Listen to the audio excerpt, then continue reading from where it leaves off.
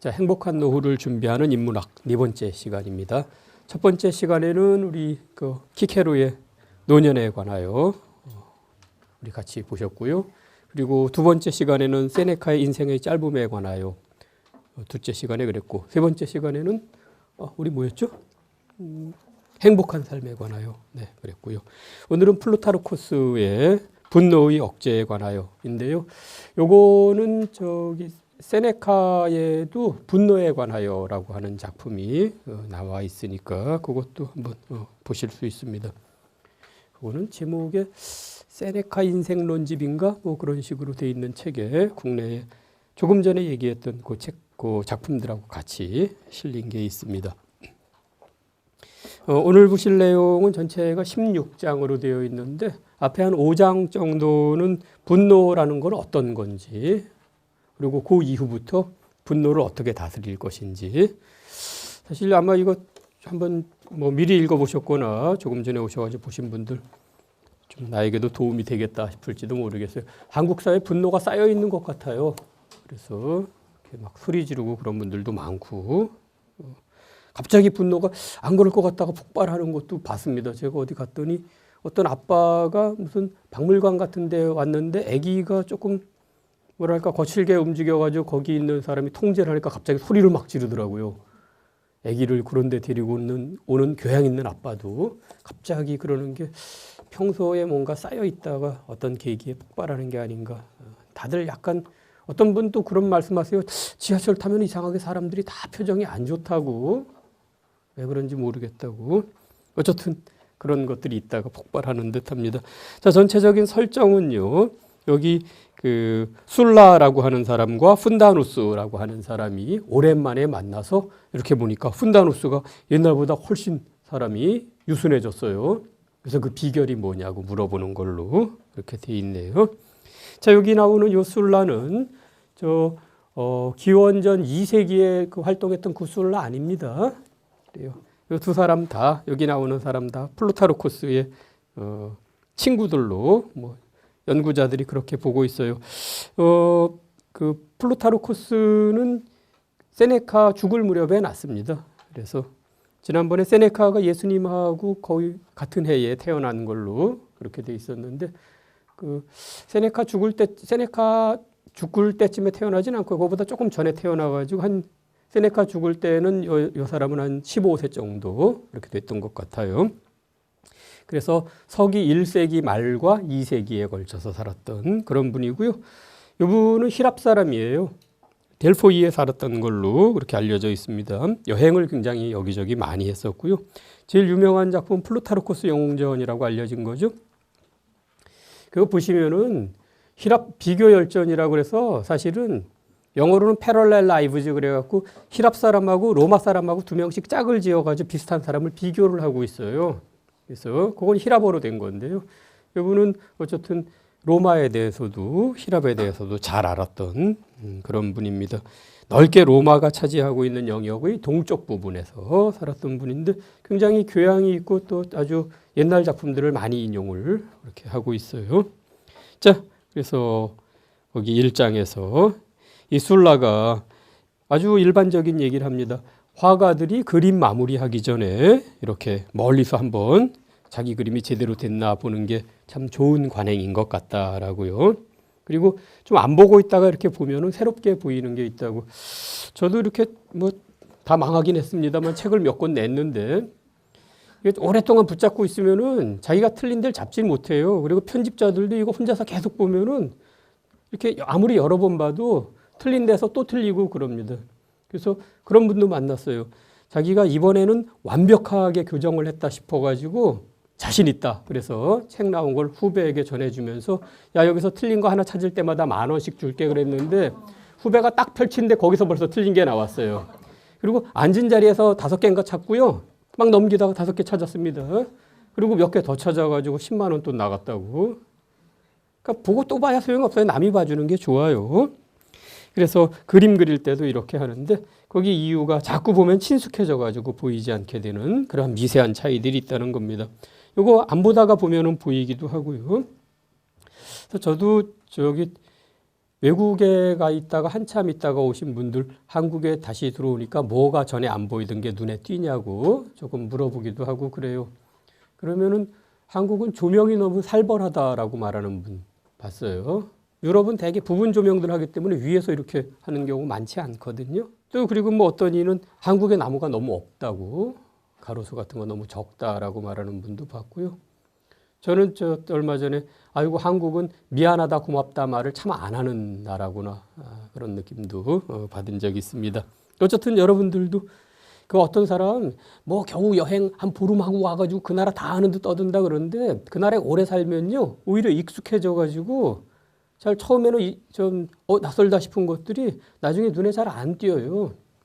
그 외국 사람들이 한국에 와서 처음에 놀라는 것 중에 하나가 두루마리 휴지. 외국에서는 그건 다 화장실에서만 쓰는 걸로 돼 있거든요. 이게 식탁에 놓여 있으니까 굉장히 놀라는데 몇 년 살면은 그거 뜯어가지고 입을 닦는데요. 그리고 또 뭐 그런 건 몇 가지 농담이 있습니다. 한국에 살면서 내가 정말 여기 오래 살았구나라고 느낄 때 두루마리 뜯어가지고 입 닦고 있을 때 하나 있고요. 저기 저 아파트 단지 같은데 저녁이면은 무슨 반찬차 같은 거 와가지고 막 방송하고 그러면 시끄럽잖아요. 처음엔 아유 시끄러 죽겠네 그러다가 나중엔 뭐 팔러 왔나 듣는다고 뭐 이런 것도 있습니다. 자 어쨌든 그래요. 자꾸 보면 친숙해가지고 보이지 않는 것들도 이렇게 오랫동안 안 보다가 보면은 미세한 차이가 있다. 근데 인간이라고 하는 존재들은 자기 자신을 안 보다가 볼 수가 없어요. 내가 뭐 정신을 잃거나 그럴 수도 없고. 그래서 친구끼리 서로 봐주는 게 좋다라고요. 또 오랜만에 보면 좋겠죠. 자, 이런 것 때문에 인간은 자신을 판단하는데 서툴다. 제가 거기 굵은 글씨로 표시를 해놨습니다. 사람들 자기 파악 잘 못하죠. 남에 대해서는 뭐 머리 모양 달라진 것만 해도 뭐 작은 저 죽은 게 하나 생긴 것도 다 알면서도 자기는 잘 몰라요. 아, 요게 저기 그 부부 간에 한 분이 먼저 돌아가면 다른 분이 몸의 변화를 잘 몰라가지고 암 같은 거 생겨도 조금 늦게 발견한다라고 하는 이유입니다. 부부가 늘 같이 있으면 조금만 달라져도 이렇게 아는데 혼자서는 알기 힘들다고 그래요. 자, 어쨌든 차선책으로 친구끼리 서로 관찰하는 게 좋다. 그래서 우리가 관찰할 때 나빠진 건 필요 없고요. 세월이 어떤 점을 좋은 것을 보태고 어떤 나쁜 것을 빼앗아 갔는지 그거를 쫙 보면 좋다. 근데 지금 술라하고 자기가 저기 훈다누스하고 술라가 2년 만에 이렇게 만났는데 술라가 2년 동안 로마를 떠났다가 이렇게 와가지고 지금 5달째 여기 머무는데 그 사이에 뭐 이 저 훈다누스라고 하는 분은 늘 미덕이 이렇게 쭉 향상하는 분으로 전보다 다른 점들 더 좋아진 건 별로 놀랍지가 않은데 옛날에는 화 잘 내더니 어떻게 이렇게 사람이 차분해졌냐라고요. 그래요. 화를 잘 내던 성질에서 아주 유순하고 이성에 복종하는 모습으로 변해가지고 놀랍다. 그리고 사람이 이렇게 좀 부드러워진다라고 하는 게 어떤 때는 나태하거나 기력이 쇠하거나 그래서 그럴 경우도 있지만서도 이게 저절로 된 게 아니고 좋은 처방에 의해서 치유된 것 같이 느껴진다라고요. 그래서 마치 이렇게 들판을 잘 가꿔 놓으면은 이렇게 잘 쟁기질을 해서 잘 흙덩이 깨고 그러면은 표면은 아주 부드러우면서도 또 깊이가 있어가지고 흙이 두툼해서 거기서 작물들이 잘 되는 것처럼 그와 같은 느낌이다. 그리고 사실은 그 얘기를 자기가 진작에 들었다고 에로스라는 친구가 나에게 전해줬다고. 에로스 이름 이상하죠? 이런 이름 쓰는 사람은 해방 노예인 경우가 많아요. 저기 노예들은요, 그 지역, 우리 무슨 뭐 예를 들어서 인천댁 뭐 이런 식으로 강화댁, 뭐 부천댁 이런 식으로 부를 수 있죠. 지역, 이게 제 나쁜 뜻으로 얘기한 건 아니고요. 어떤 지역에서 왔다라고 그 이름으로 부르는 경우가 꽤 있고요. 아니면 신체적인 특징, 예를 들어서 뭐 크산티아스 그러면 머리 노란애 이런 식으로.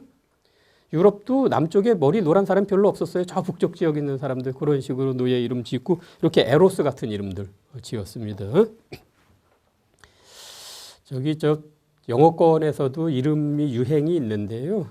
무슨 이렇게 들으면은 이 사람은 어떤 인종적인 배경을 갖고 있구나라고 느낄 수 있는 이름들이 우리는 잘 모르지만 그런 거 있다고 그래요.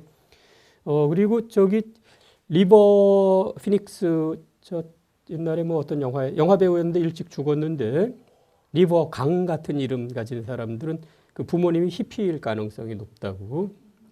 리버 피닉스는 부모님이 이름 그렇게 줘놓고 형제가 셋인데 세 번째인가 호아킨 피닉스라고 지금 유명한 배우 있어요. 그 친구는 왜 자기 이름은 그 자기 형제들처럼 안 짓고 평범하게 지었냐고 부모님한테 항의도 했었다고 그래요. 자, 어쨌든 여기 에로스란 친구가 전해주기를 우리 친구 훈다누스가 굉장히 뭐랄까 성격이 유해졌다라고 그러더라고. 그래서 에로스란 친구는 늘 남들을 좀 좋게 얘기하니까 그냥 그런 건 줄 알았어요. 물론 그 친구가 자기 의견을 남한테 잘 보이기 위해서 막 바꾸거나 그런 사람은 아니지만서도 저기 그 사람에게는 신사답게 신사라면 갖춰야 되는 자질이 있다라고요. 우정, 다른 사람을 되도록 좋게 말해주는 거. 이게 신사라면 갖춰야 될 자질로 여기 살짝 주제와는 관련 없이 들어가 있습니다. 어쨌든 그런 사람이어서 그냥 좋게 말하는 거려니 이렇게 생각했는데 지금 보니까 사실이에요. 그리고 여기 지금 상황이 어떻게 설정되어 있는지도 나와 있습니다. 둘이서 오랜만에 만나서 같이 여행을 하고 있어요. 야, 여행 중에 달리 할 얘기도 없으니까 이 얘기나 좀 하자라고요.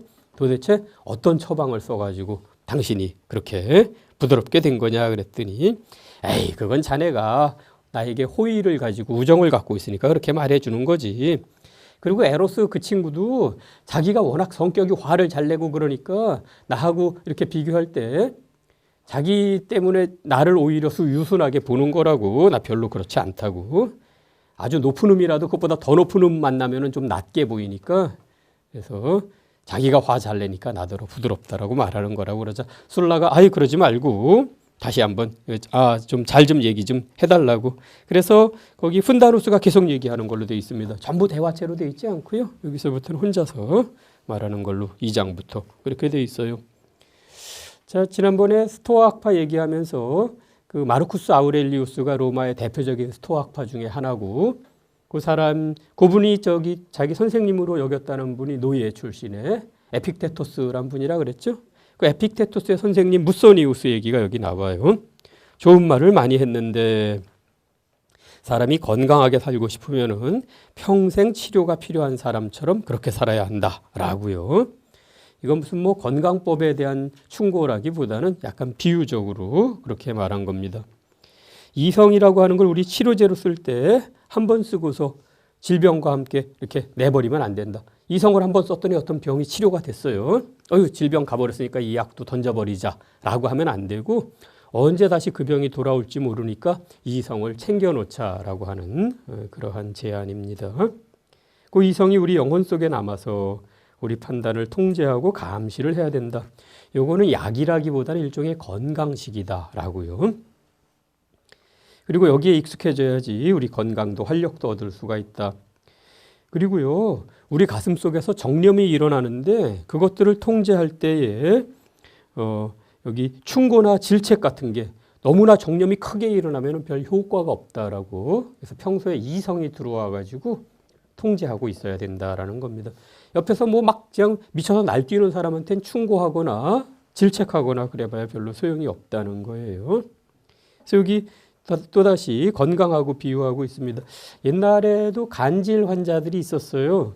그래서 간질 환자 이렇게 정신 잃고 쓰러지면은 코에다가 이렇게 냄새 갖다 내가지고 정신 돌아오게 하는 약들이 있었는데 일시적으로 완화만 시켜주지 그게 그 치료제는 아니라고.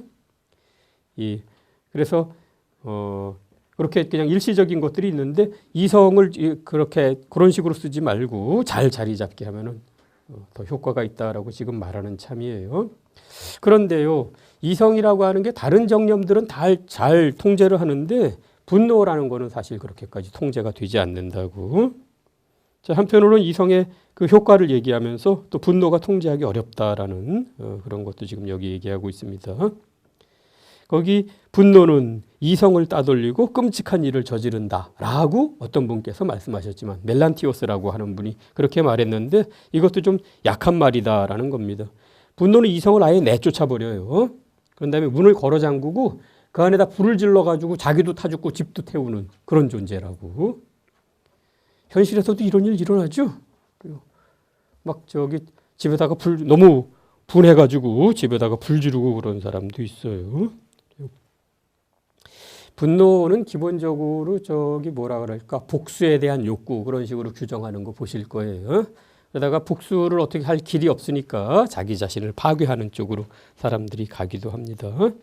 그래서 그 집에는 그 내부는 혼란과 연기, 소음 때문에 누가 와가지고 밖에서 두드려도 그 안에 있는 영혼이 듣지도 보지도 못한다라고요. 그래서 분노와 격정에 흔들린 사람 스스로 자기가 분노의 이성의 힘을 준비해 놓지 않으면 다른 사람이 옆에서 충고하거나 질책하는 거는 이성을 밖에서 공급하려고 그러는 거예요. 그런 거는 지금 막 화가 날 때는 소용이 없다는 겁니다. 안에 준비가 되어 있어야지 된다고요. 그래요. 외부로부터 이성을 받아들이지 못한다.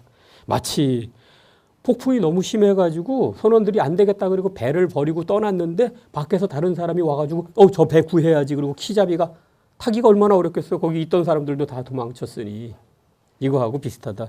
그래서 한 번은 불난 집에다가 한 번은 폭풍 치는 바다에 떠 있는 배에다가 분노한 상황을 그렇게 비유를 해놨습니다. 또 한 번 또 요 당시에 조금 자주 있었던 일, 아무래도 저놈들이 우리를 포위 공격할 것 같다. 그러면은 그 안에 있는 사람들이 식량을 비축해 놓는 것처럼 그렇게 분노에 대해서도 철학으로부터 도움될 거를 이렇게 끌어다가 미리 비축을 해놔야 된다라고요. 내가 언제 화가 나가지고 미친 짓을 할지 모르니까 미리미리 좀 이성을 챙겨두자라고 하는 그런 제안이에요. 그래요.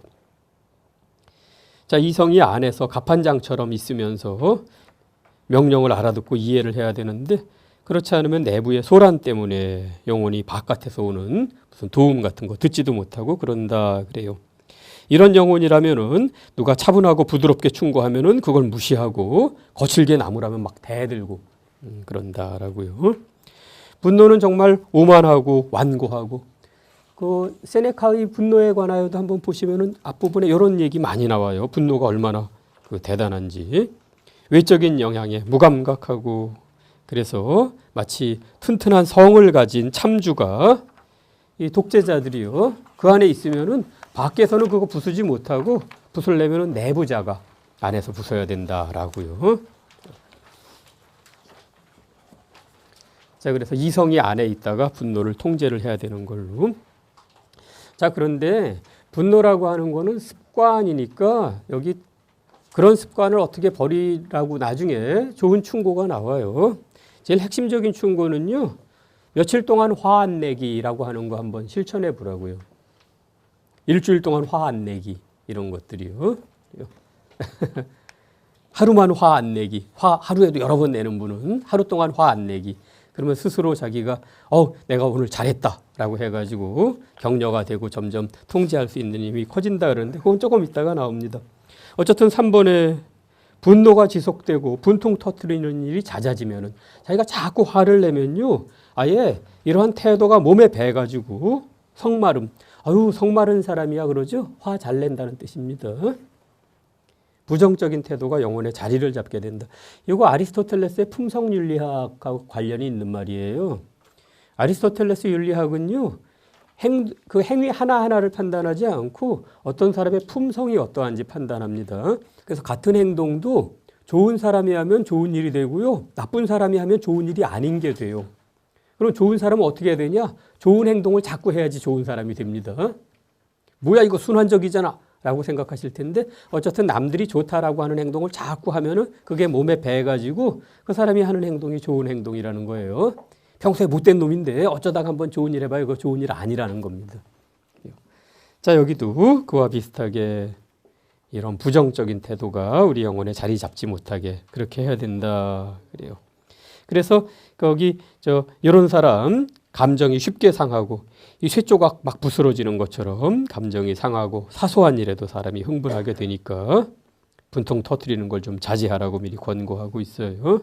그래서 분별력으로 분노가 폭발하는 것을 제지하고 그러면은 지금 당장도 상황이 괜찮을 뿐만 아니라 앞으로도 저항력을 갖게 된다라고요. 뭐 아마 후회하시는 분들도 있을 거예요. 어떻게 내가 거기서 꼭 참았어야 되는데 화내가지고 오히려 상황이 더 안 좋아지고 미국도 점점 그런 식으로 되는데 미국 같은 나라 들어가려고 그러면 막 그 입국 심사하면서 좀 거칠게 굴기도 하고 그러죠. 그리고 막 의심스럽다고 가방 열어보라는데 플리즈도 안 해요. 열어, 뭐 오픈, 뭐 이런다고 그러면 이것들 확 한번 들이받고 싶은데 들이받아봐야 자기만 잘못하면 쫓겨나요 거기서. 비행기 싹 돌려주지도 않고 그럽니다. 그래요. 그럴 땐 그냥 참아야 돼요. 그래요. 자, 어쨌든 당장의 상황을 개선할 뿐 아니라 앞으로도 활력과 저항력 갖게 된다. 분노가 폭발하는 것에 몇 번 저항하고 나면 여기 좋은 예를 들어놨습니다. 스파르타를 처음 이겨본 테바이가 그 이후로는 다시는 지지 않은 것처럼. 스파르타 옛날에 굉장히 잘 싸웠죠. 스파르타 사람들은요, 다들 저기 일종의 공수부대예요. 그 사람들은 밥 먹고 군사훈련만 해요. 그럼 밥은 어떻게 먹어? 옆에 국가노예가 있습니다. 여러 나라가 인구가 많아지고 점점 힘들어질 때 이민들을 많이 보냈는데 스파르타는 그렇게 하지 않고요. 이웃에 있는 메세니아라고 하는 나라를 차지했어요. 그래갖고 그 나라에서 그 한 집당 한 7집 정도씩 저기가 배당이 돼 있어가지고 7집이 일을 해가지고 스파르타 한 집을 먹이는 거예요. 그래서 그거 받아 먹으면서 소작 받아 먹으면서 다들 군사훈련만 해가지고 막 엄청나게 잘 싸웠습니다. 근데 스파르타도 점점 시민 숫자가 줄어들어요. 그래서 나가서 싸울 수 있는 사람이 점점 줄어들고 그래갖고 여기 기원전 5세기 말에 404년인가에 펠로폰네소스 전쟁 끝날 때는 아테나이를 제압을 했어요. 그러고 나서 한 세대 정도 지나가지고 좀 더 북쪽에 있는 테바이가 일어나가지고 레욱트라 전투에서 그 에파메니논다스라고 하는 사람 저 뒤에 나올 겁니다. 에파미논다스 아주 유명한 군사 전략가 중에 하나예요. 옛날에는 이렇게 군대가 싸울 때 사람 저쪽이 많으면은 거기 맞춰가지고 줄을 쫙 세워요. 저쪽이 5줄로 섰다 그러면 이렇게 여기 우리는 그거보다 적으니까 할 수 없지. 3줄로 서가지고 폭을 맞춰가지고 이렇게 싸우는데 이 사람은요 한쪽은 두툼하게 하고 한쪽은 그 사람을 적게 세워가지고 적은 쪽은 최대한 이렇게 충돌을 피하면서 시간을 끄는 사이에 두툼한 쪽이 해가지고 한쪽을 찔러서 그 나머지 부분을 이렇게 몰아가지고 다 공격하는 그러한 전법을 만들어냈어요. 이게 나중에 알렉산더 대왕이 이거를 채택해가지고 동방 전체를 제압하게 되는 그런 방법입니다. 알렉산드로스는 더구나 사람이 예를 들어서 8줄로 이렇게 앞뒤로 서 있잖아요. 그럼 굉장히 긴 창을 마련해가지고 평생 이렇게 뽑아가지고 갖고 다니다가 싸울 때 끼워요. 장창을 만들어가지고 이렇게 앞사람 앞으로 이렇게 창을 내밀면요. 저 8줄 뒤에 있는 사람 창이 첫째 줄 앞에까지 나와 있었대요. 그러니까 그 앞에 이렇게 쭉 창들이 나와 있어가지고 그러니까 첫 줄 창은 저 앞에 가 있는 거죠. 이걸 도저히 기병대가 뚫지를 못해요. 기병대가 첫 번째 사람한테까지 다가가려면 창 끝을 8개를 통과를 해야 됩니다. 그렇게 만들어가지고 그런 걸로 동방을 제압을 했어요. 요거는 나중에 로마군이 칼 쓰는 옛날 사람들은 칼 많이 안 썼어요. 주로 창 썼습니다. 그래서 칼 쓰는 훈련 시켜가지고 그거 제압할 때까지는 동방 전체가 그 전법을 채택했었어요. 그게 처음 시작되는 게 말하자면은 여기 레욱트라 전투입니다. 기원전 4세기 초반에 371년. 그때 스파르타 한번 이겨보더니 다시는 지지 않아가지고 스파르타의 말하자면 군사적인 명성이 확 추락한 그런 사건이에요. 스파르타가 5세기까지는 제일 잘 싸우다가 4세기 들어서서 테바이가 좀 차지하고 있다가 그 후에는 알렉산드로스의 고향인 마케도니아가 굉장히 이런 것들 다 공부해가지고 패권을 차지했습니다. 로마가 전성기 될 때까지 한 350년 정도 마케도니아 계의 그쪽 사람들이 다 동방 지배하고 있었어요. 그러면 나중에는 왜 효과가 없었지? 그 방법이요. 넓은 벌판에서 싸울 땐 괜찮은데 울퉁불퉁한 저 산지, 언덕 이런 데서 싸울 때는 줄을 맞출 수가 없어가지고 로마인들이 훨씬 나았어요. 로마인들은 더구나 이렇게 사람들이 이렇게 휘두르는 경향이 있는데요. 찌르기 훈련을 시켰어요. 찌르면 굉장히 치명률이 높아지거든요. 이렇게 깊이 들어오면 사람이 죽어요. 이렇게 베면은 그냥 지혈하고 지나갈 수도 있는 건데. 자, 그래서 그 첫 번째, 그거 우리 분노에 대해서도 이와 같이 스파르타인을 이긴 테바인들처럼 분노를 한번 이기면은 그 후로는 지지 않는다라고요. 이성이 이길 수 있다라는 확신이 생긴다. 그리고 또 이따금은 분노에게 겁을 주어가지고 그것에 불을 끌 수도 있다. 그래요. 그래서 우리가 원하기만 하면은 이 분노라는 것도 치유가 불가능하지 않다. 그리고 분노는 때때로 사소한 데서도 생긴다고. 여러분 친구들끼리 농담하다가 싸우고 그런 경우도 있죠. 그래요. 그런 건 되도록 하지 말아야 되는데 농담이나 장난이나 웃었다고 눈길 마주쳤다고 싸우기도 하고 웃었다고 싸우기도 하고 그러죠. 그 되게 조금 열등감 있는 사람들이 상대방이 웃으면 자기 비웃는 걸로 생각하는 경우들이 있어요. 또 고갯짓, 태도 같은 것들 때문에 싸움이 나기도 하고 그럽니다. 그래서 거기 예를 들어놨네요. 요거는 저기 그 에우리피데스의 오레스테스라고 하는 작품에서 헬레네가 이 천하절색 헬레네가 트로이아로 납치되는 바람에 그녀를 구하기 위해서 전쟁이 났었어요. 그때 집에 돌아와 가지고 자기 조카 보고서 노처녀라고 얘기했더니 그 조카가 당신 집 나간 거는 그거 자랑스러운 일이냐는 식으로 헬레네가 납치된 건지 바람나서 나간 건지 좀 불분명합니다.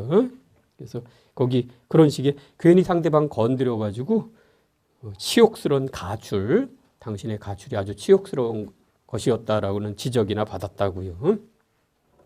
자, 그리고 알렉산더 대왕이요.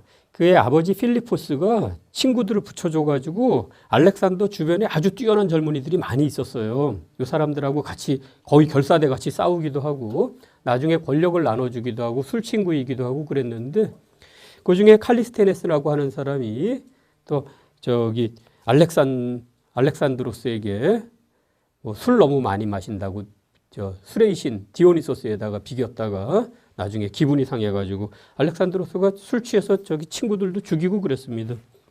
그래서 이런 사람들 얘기도 해서 여기는 남의 화를 돋구지 말아라라는 그런 그 교훈이 조금 들어있는 듯해요.